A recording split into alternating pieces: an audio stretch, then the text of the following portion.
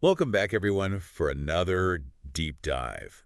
This time, we're going to break down a really interesting FA Cup match, Southampton versus Burnley. Ooh, yeah, this one had me on the edge of my seat. So the FA Cup, it's one of those tournaments, one of the oldest ones, right? Oh, yeah, tons of history. Single elimination, got to win. Knockout competition. Exactly. So it's the fourth round already. Mm-hmm. And, well, it was win or go home for both these teams. Absolutely. And, Southampton, the Saints, they haven't had the best time in the Premier League. No, they have not. But Burnley, oh man, they've been rolling in the championship. They really have. So it was a real clash of almost like a David and Goliath kind of thing going on. Yeah, for sure. Underdog. Yeah. Taking on the big dog. And adding to that, it was at St. Mary's Stadium. Southampton's home turf. Exactly. So Tough place to play. really high pressure. Oh, yeah.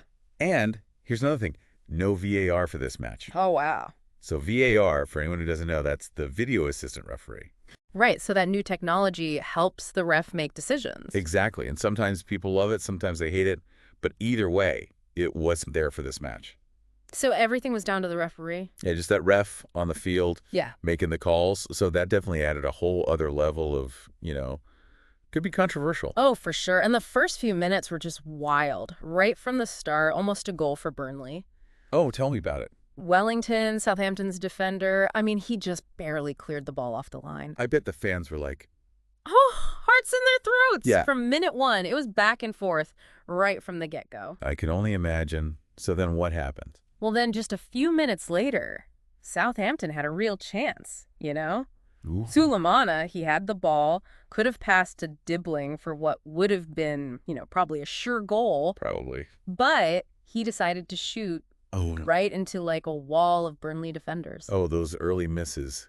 Sometimes they really come back to bite you. Oh, yeah, for sure. It can really change the whole momentum of a match. Absolutely. And speaking of momentum, how about Burnley's keeper, Vladke? He had that, oh gosh, what do they call it, a howler? A howler. I think that's it, right? He basically handed the ball to Manning, who had a wide open shot. I know, but then somehow Vladke made the save? No way. But wait, there's more. The ball bounced right to Dibbling. Oh, no. And Vladke made another save. It was unbelievable. Oh, my gosh. Those fans must have been on a roller coaster. Oh, absolutely. Up and down, up and down. It was crazy. And it really just shows you, in football, sometimes it comes down to those tiny little moments. The smallest things can make all the difference. One way or the other. Totally. So all this action, but the first half ended 0-0. Yeah, but it wasn't boring. Not at all. Well, that's good. So what else happened in that first half? Any big highlights? Oh, there were a few. McCarthy, Southampton's keeper, made this amazing save against Sarmiento. That's cool. Wasn't Sarmiento the one who scored against them last year? He was, when he was playing for Ipswich Town. So even though they're in different leagues now, there's still that little rivalry, huh? Oh, yeah. You remember who scored against you? Yeah. It adds a whole other dimension to it. It does. Like, even more is at stake. Exactly. Very cool. All right, what else happened? Dibbling almost put Southampton ahead, too. Oh, no. Yeah, shot just went wide, though. Oh. It's like those near misses tell you so much about how a team's thinking.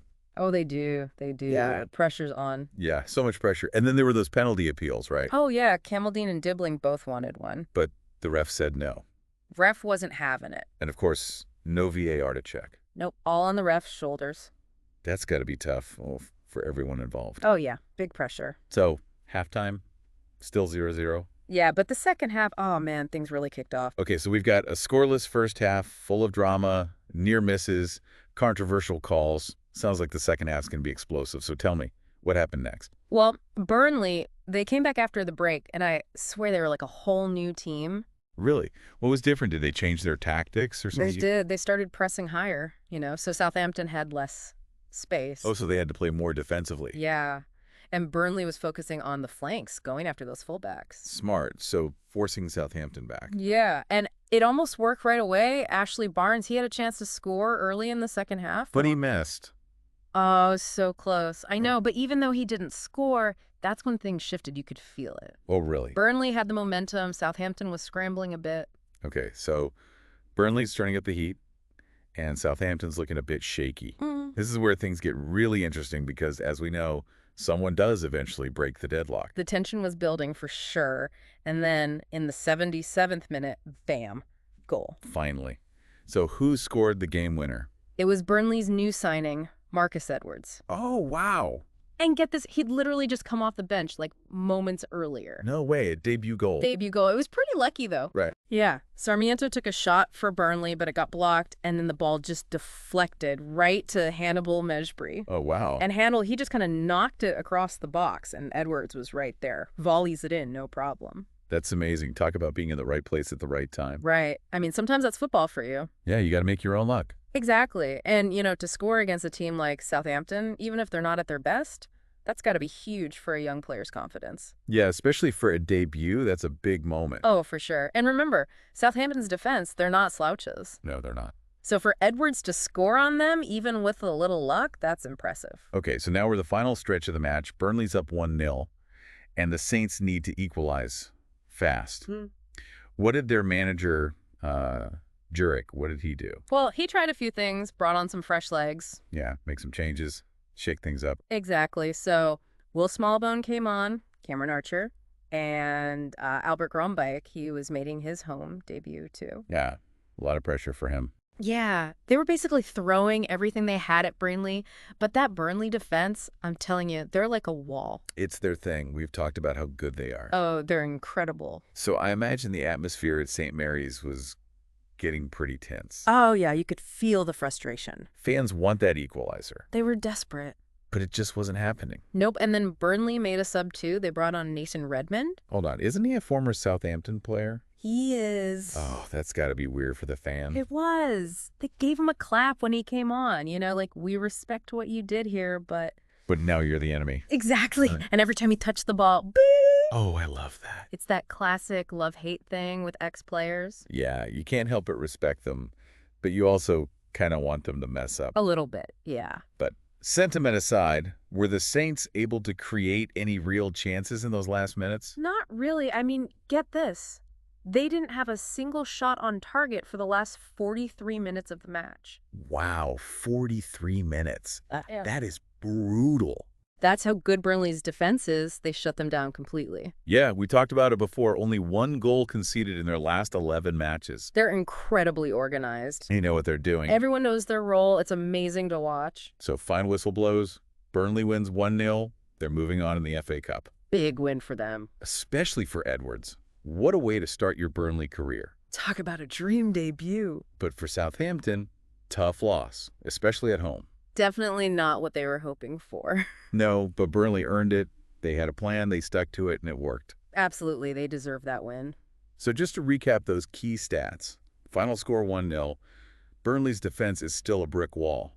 And this win, it was their first against Southampton in, 12 matches? 12 matches, yeah. It really shows how much they've struggled against Burnley lately. Well, this deep dive has been, wow, full of surprises. So many twists and turns. Near misses, and in the end, the underdog comes out on top. Classic FA Cup. You just never know what's going to happen. Exactly, and we get to see some really interesting tactics at play. Oh, yeah, the substitutions. Those were key, too. And of course, a little bit of luck never hurts. Never hurts. Burnley's resilience, it's really impressive. Like, they just shut down Southampton completely. Yeah, that's how they win. Their defense is their foundation. They're so organized. It's not just about the individual players, though. It's everyone working together like a unit. Understanding their roles. Yeah, and that's what makes them so tough to beat. It's a good reminder that a strong defense, it can really set you up for success. Absolutely. They frustrate their opponents, and then, bam! They create an opportunity, and they take it. Speaking of creating opportunities, this match also kind of exposed some of Southampton's weaknesses, especially on offense. Oh, yeah. They had a few moments in the beginning. Yeah, but they just couldn't capitalize. And as the game went on, they just seemed to fizzle out. Their attack just wasn't clicking. Yeah, I mean, if they want to turn things around, they got to find a way to score goals. That's the bottom line. So do you think it's a personnel issue, like they need better players? Or is it more tactical, maybe even a bit psychological? It's probably a bit of everything. They have some talented players, but maybe they're not being used the right way, or maybe there's just not enough chemistry up front.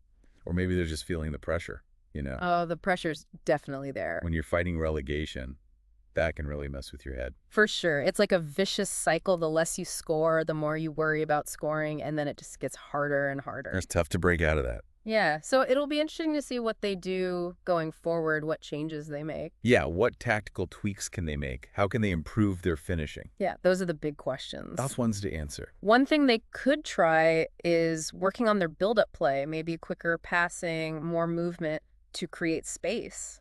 Yeah, or maybe switch up their formations a bit, keep the other team guessing. That's right. And of course, practice, practice, practice that finishing. It's all about repetition, so that when they get those chances in a match, they're ready. Muscle memory, gotta have it. Exactly. So no quick fix for Southampton, but there are definitely things they can do to improve. Oh, for sure. Football's all about adapting, evolving. Well said. And it'll be fascinating to see how they respond to this loss, what they do in their next match. Yeah, absolutely. This deep dive has been amazing. I mean, who knew this match would be so interesting? That's the FA Cup for you, always full of surprises. You got to see some great tactics, some individual brilliance, and of course the role of luck. Can't forget about luck. Never can. It just shows that even in a single match, there's so much to analyze, so much to learn. There's always something new to discover, always another layer to peel back. That's why we keep coming back for more, Right, right? absolutely. Well, thanks for joining me on this deep dive. It's been a pleasure, as always. Thanks for having me. And to our listeners, we hope you enjoyed this breakdown of the Burnley-Southampton clash. Until next time, keep thinking critically and keep loving the beauty.